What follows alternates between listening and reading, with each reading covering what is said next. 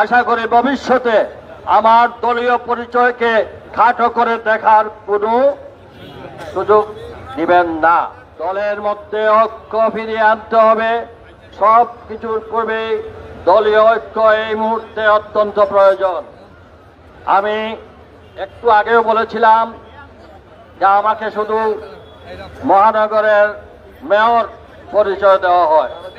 আমি দলীয়ভাবে মনোনয়ন নিয়ে এই জনগণের ম্যান্ডেটে মেয়র হয়েছি, কিন্তু এই দলের প্রতিষ্ঠা লগ্ন থেকে ছাত্র দল থেকে বেড়ে উঠে আজকে এই পজিশনে এসেছি। প্রথমে আমার দলীয় পরিচয়, তারপরে হবে অন্যান্য পরিচয়। কাজেই আশা করি ভবিষ্যতে আমার দলীয় পরিচয়কে খাটো করে দেখার কোনো সুযোগ দিবেন না। এবং একই সাথে দলের মধ্যে কোনোভাবে আজকের এই বাংলা নববর্ষে আমাদের সকলের অঙ্গীকার হোক, দল কোনোভাবে কারো পকেটস্থ যেন না হয়।